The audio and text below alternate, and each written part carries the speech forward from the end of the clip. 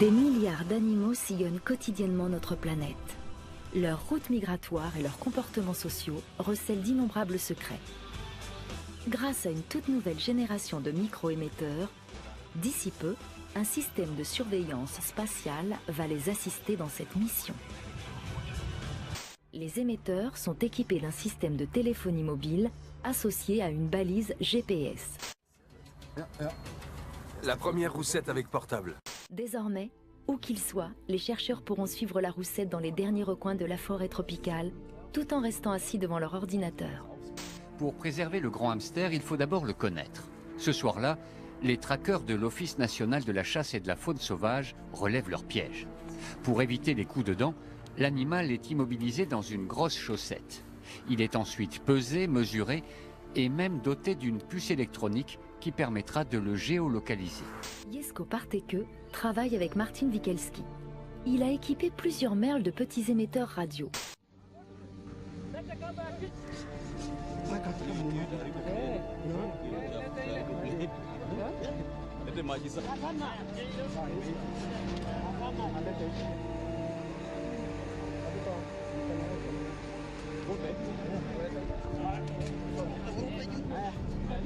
Les canards ne seront pas seulement équipés de balises GPS et d'accéléromètres, mais également d'appareils permettant de mesurer leur rythme cardiaque et leur température corporelle. Plus il y aura de cigognes équipées de balises GPS, plus l'image de notre planète sera précise. Scientists have attached transmitters to well over 300 sharks, like this 4-meter-long great white.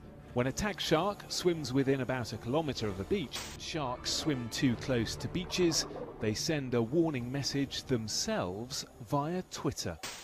Équipés d'une microtechnologie intelligente, les animaux seront bientôt en mesure de nous informer en continu sur la progression des déserts ou l'apparition de sécheresses et d'épidémies. Le plus gros défi du projet ICAR, c'est d'arriver à faire en sorte que ces petits émetteurs posés sur les animaux parviennent à transmettre leur signal aux satellites qui se trouvent 400 km plus haut.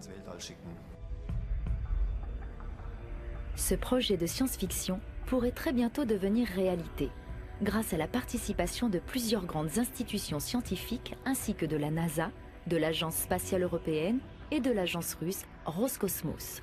Chaque espèce dispose d'une balise spécifique, adaptée à son poids et à sa physionomie. Donc là, on vient de finir de poser 2 balises sur 2 jeunes mouettes.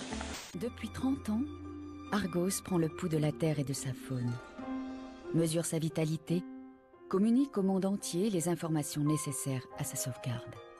Argos change notre regard.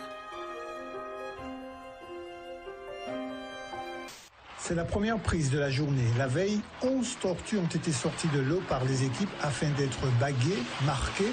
De plus, les chercheurs avaient apposé des balises sur le dos de certaines d'entre elles. C'est une balise Argos GPS, GPS situé ici, ainsi que des capteurs de pression, capteurs de température et des capteurs, ce qu'on appelle les capteurs wet dry, qui permettent de savoir si la tortue est dans l'eau ou hors de l'eau. Donc on aura des informations sur les déplacements verticaux et les déplacements horizontaux grâce au GPS. Donc toutes les informations recueillies sont envoyées via cette antenne Argos, récupérées par les satellites qui sont renvoyés ensuite sur Internet. Une équipe internationale de biologistes a décidé d'équiper une quarantaine d'éléphants de mer de balises Argos. Conçues spécialement pour l'étude, ces balises donnent la localisation des animaux, leur profondeur de plongée, mais renseignent également sur la température et la salinité du milieu. Toutes ces informations sont ensuite transmises en temps réel aux chercheurs. C'est ici qu'intervient la Station spatiale internationale ISS. Des milliers d'animaux pourraient lui transmettre simultanément leurs coordonnées.